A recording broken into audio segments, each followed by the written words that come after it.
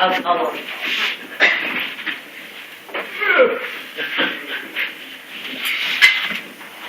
I'm moving around like I'm moving around, you're not even close to this yet. I'm moving around today like an 85-year-old. I played basketball this morning for about 2.5 hours, and I think I pulled 34 hamstrings. Hamstrings does a person have? I'm sore. I need a massage later tonight. Colleen? Raphael, thank you. RNHA, thank you. Jack Roser, thank you. It's always an honor. I'm going to have to start watching what I say now, because I think I'm going to have a second favorite state rep in Springfield. But let me acknowledge someone who's always been my favorite state rep in Springfield. And if this state had 32 more Tom Morrisons, imagine what we could do. Tom.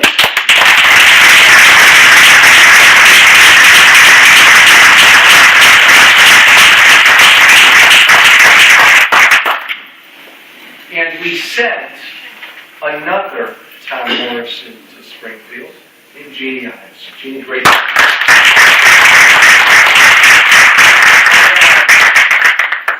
I tend to get in a little trouble for some things I say. Life is short. The future of our country and our state is at risk, and so I don't very meekly say what I believe. I just put it out there. The Republican Party in this state needs to be cleansed. It needs to be.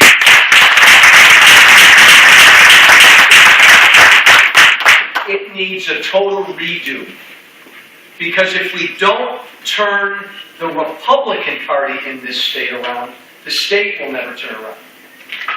Blame Michael Madigan all you want. Blame the Democrats all you want, and they deserve a lot of blame. But the reason they are able to do what they do is because nobody else is playing.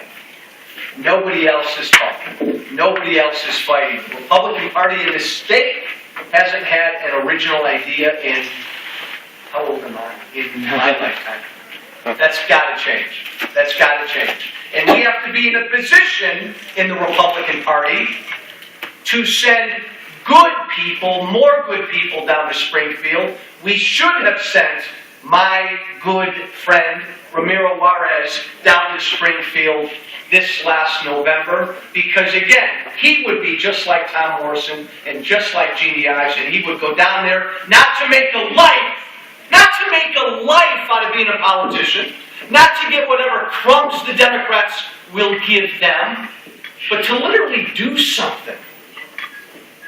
We got a long way to go. I'm not going to take too much time.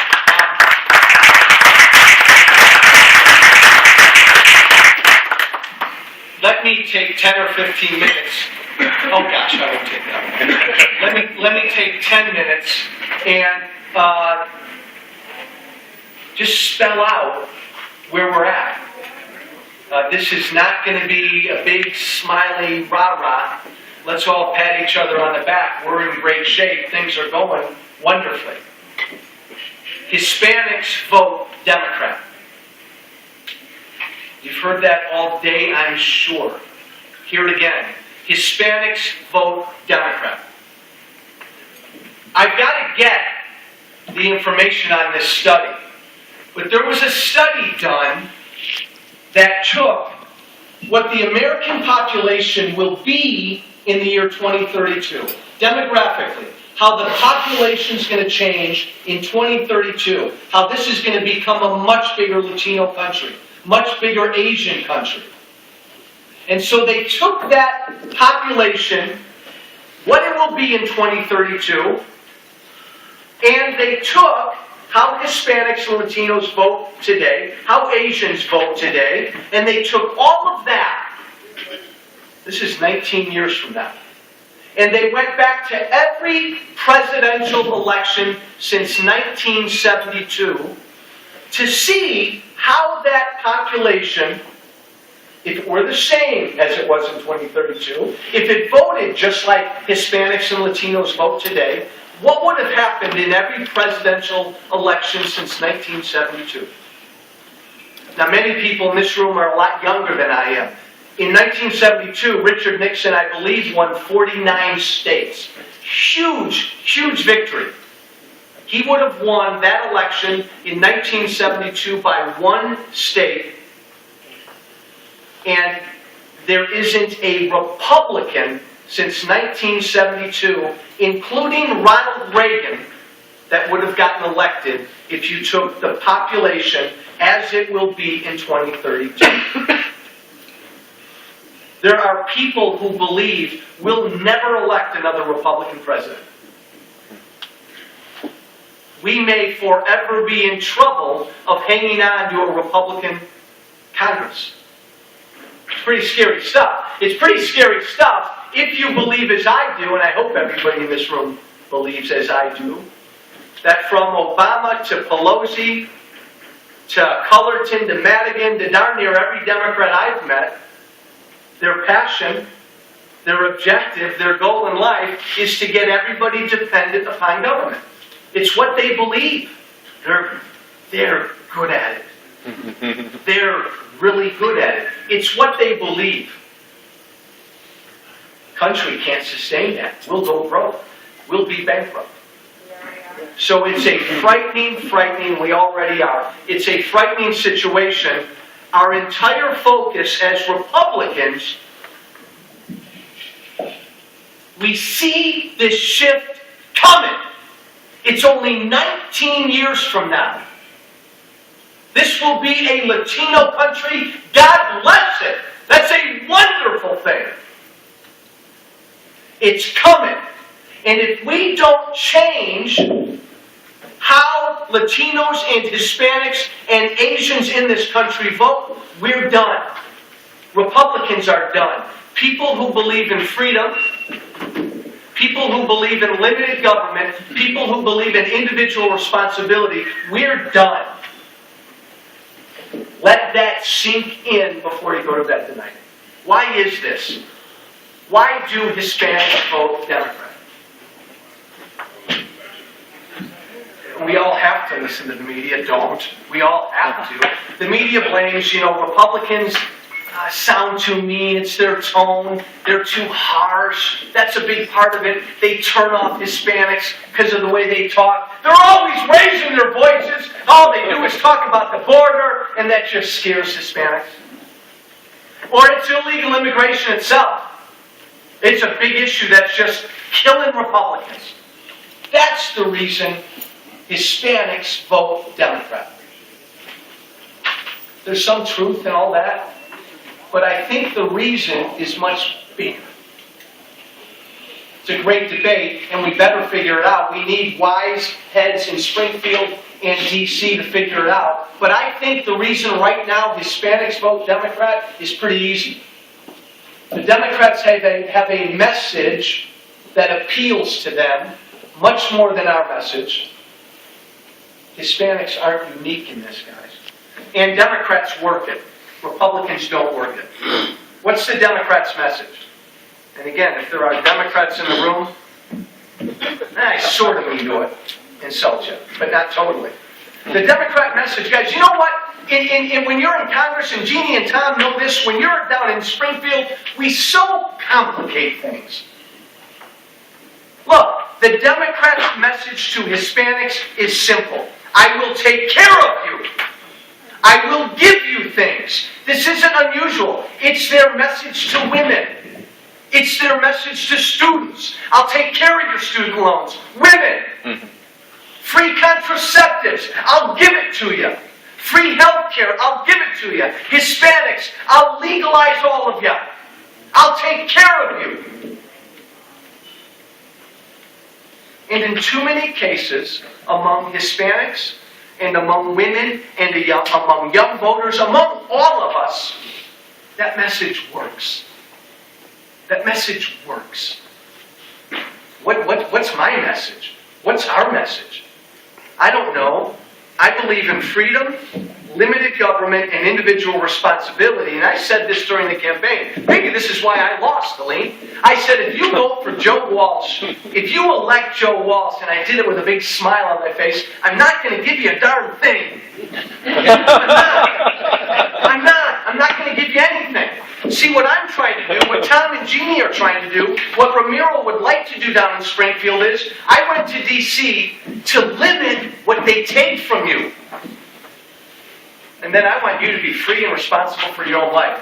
Now, put that on a bumper sticker. It's tough.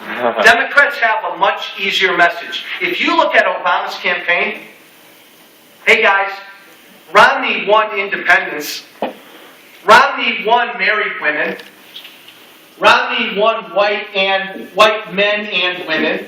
Obama focused on three groups: minorities, primarily Latinos, young people, and single women.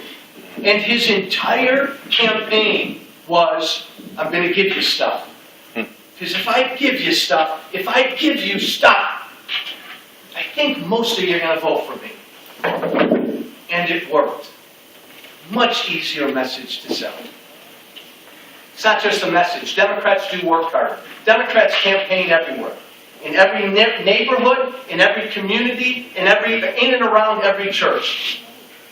Republicans don't. Republicans are afraid. Republicans are boring. Republicans are afraid to mix it up. Now, I've argued before in other settings, Obama, and every Democrat in D.C. and every Democrat in Springfield, they know what they're doing. They understand how serious this is. They're in a race to get you dependent upon government. Our side doesn't treat it like a race. We don't treat it like a war. So there are a lot of places we don't go into. We've got to change that. I said during my campaign, and Jack, I got in trouble for this one. This was a surprise. I said at a town hall, look, it's the goal of the Democratic Party to get all of us dependent upon that plantation.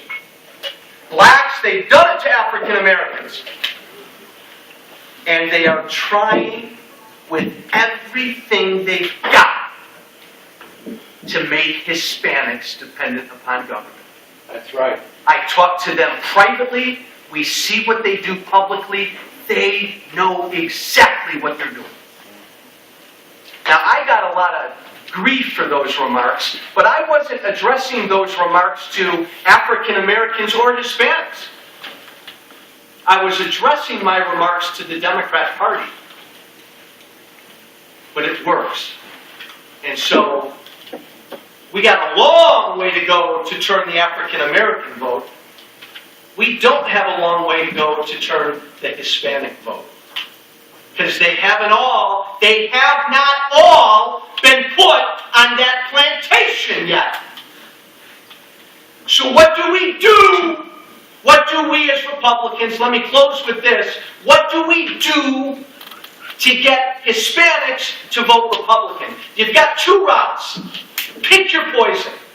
We've got two roads to go down. And we saw a lot of the first road right after the debacle of the election. Oh my Lord, Mitt Romney lost. We got our butts handed to us in Illinois. We didn't take the U.S. Senate. How are Republicans going to win? Well, we have to move to the middle. We have to sound more like Democrats. It sounds like they got a pretty good code. They've got something good going. Don't think I'm crazy, because I've been in a lot of meetings in D.C. where privately, this is what Republicans want to do. And it's understandable. It's understandable.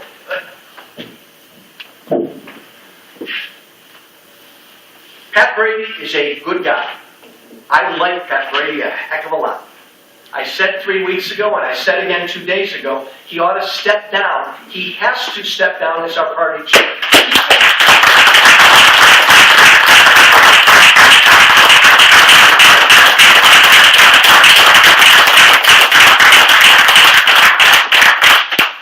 He can believe whatever he wants about same-sex marriage. Republicans, the mass group of us, all Republicans, we can believe in traditional marriage, we can believe in same-sex marriage. It's a big tent. But as the party chairman, as the chief spokesperson for that party and its platform, he's got to stand by the platform. He's got to stand by the platform.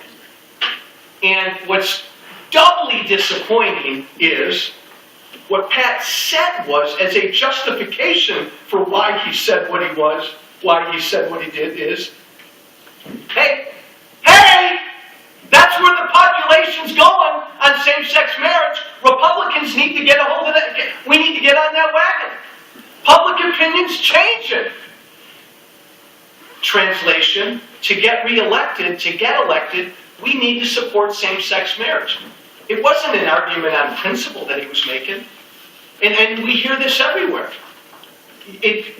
No matter where anybody in this room stands on illegal immigration, absolutely right now the Republicans are dying to find a way to reform illegal immigration, primarily because they're getting their tails handed to them on this issue. For political reasons, we're scared.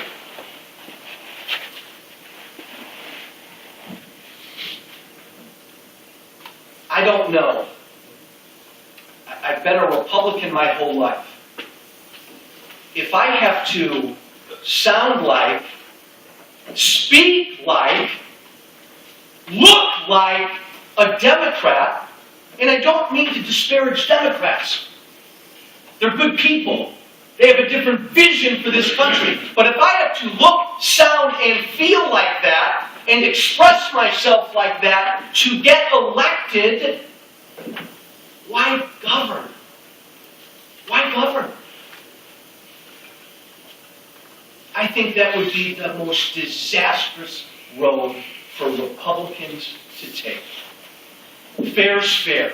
We believe, everybody in this room should believe in freedom, limited government, individual responsibility. Good people, from Obama to Madigan, they believe in big government to take care of everything. There, it's clear.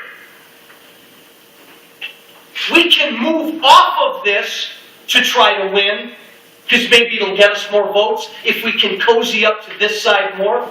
But why govern if you do that?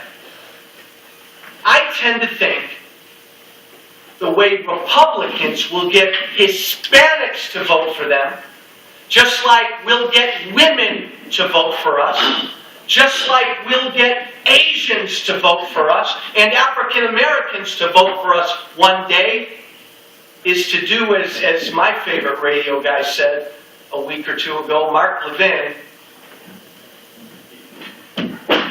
make your case and fight. Make your case and fight. Hey, this is who I am. If it costs me an election, fine. But I don't want the whole country dependent upon government. I'm going to preach about freedom, individual responsibility, and limited government, and I'm going to go into every neighborhood in this country and tell every Hispanic I meet that this is better for you than to be on the government plantation. And if it takes me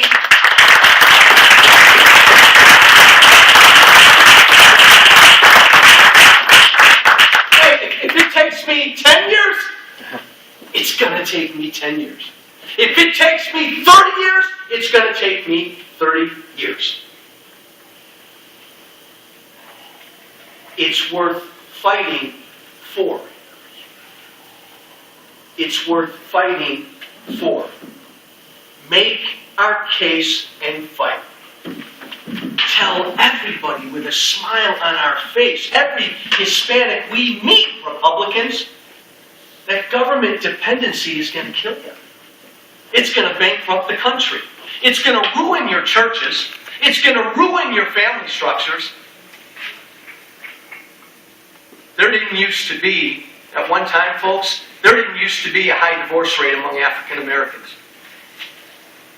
The vast, vast, vast majority of African American kids in this country before the 60s grew up in a two-parent household, mom and dad. Government replaced that. I don't want to see, you don't want to see Hispanics or Latinos go down that same road. Tell them why it's bad. Tell them, Jack Roser, go into every Hispanic household in the country and tell them that you, as a parent, should have a right to send your child to whatever school you want to send them to, public, private, religious, or home, and government funding will follow that decision. It's your choice, it's not a bureaucrat's. I don't know, I would think that's something Hispanics and Latinos would like. It's your money, keep more of it. See, the message, guys and gals, is we don't do this game as well as the Democrats do. They got an easier message, nice bumper sticker, I'll take care of you. I'll give you something. So they do have an easy message, but they break us all up. When they run their campaigns, when I ran my campaign this time, I just said I'm running in the 8th district. I'm going to try to meet everybody in the 8th district. I'm going to try to treat everybody the same in the 8th district. That's not how the Democrats campaign. I'm going to focus on Latinos, and I'm going to focus on Asians, and I'm going to focus on women. They break us up. They break us up. And they give each of those groups things, and then they play groups against each other. I don't want to live in that country. Make our case and fight. Have the courage, as Republicans, be ready to lose some elections. We were talking before I got up. Hey, look, they're winning. We're losing. These two sides, we're losing, guys. We are losing right now. It's more important to convince, to educate, to change minds than it is to win elections. Because if I have to walk over here and sign on the dotted line and say, yep, health care for all, yep, abortion contraceptives for all, yep, don't worry about student loans, big government for everybody, if I have to do that, I'm not going to run. Why govern? Let me close really quickly with this. So the challenge to the Republican Party is we need to fight. We need to fight. There's a challenge to Hispanics. And people who know me know that this is my challenge to everybody. So I'm not picking on you. My challenge to Hispanics, just like it's my challenge to every darn audience I'm in front of, time to grow up. Boy, there's a real positive campaign message. Time to grow up.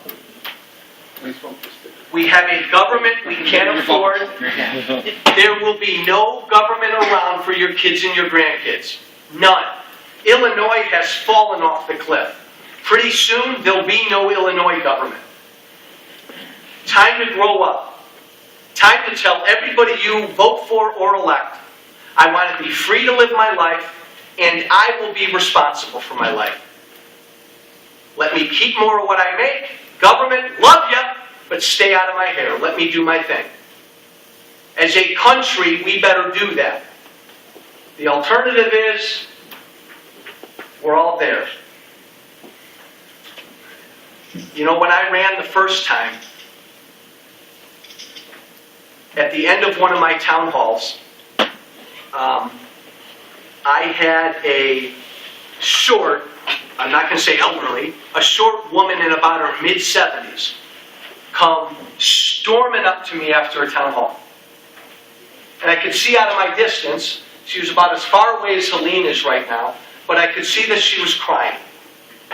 And as she got closer to me, she's this tall, I could see that she was sobbing. And she came right up to me. I wasn't a congressman yet, so she called me Mr. Walsh. She came right up to me. She took her finger and she pointed it right in my chest. Like this. I don't exaggerate. And she said, Mr. Walsh, and she's sobbing. She said, Mr. Walsh, I've figured it out.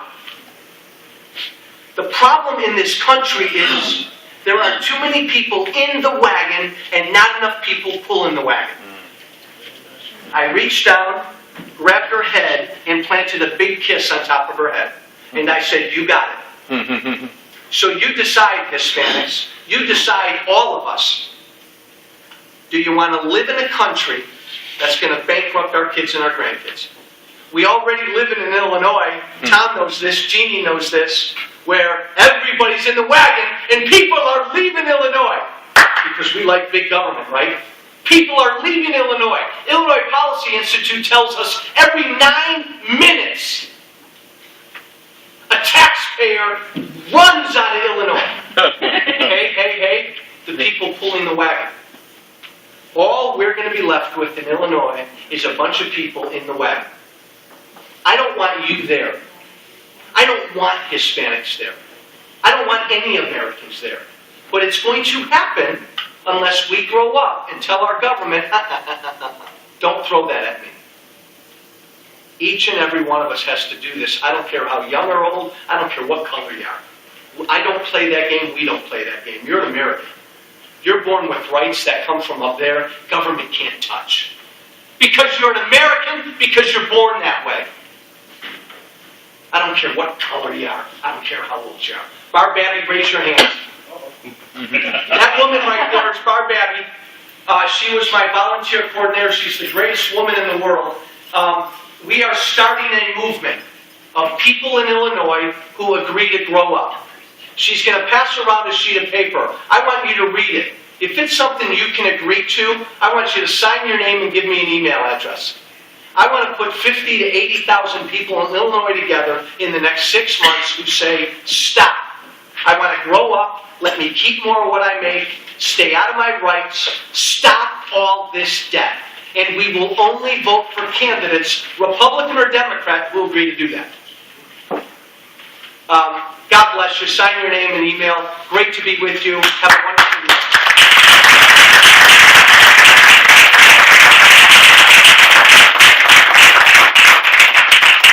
You know what the scariest thing is about being in that wagon? We're all in it.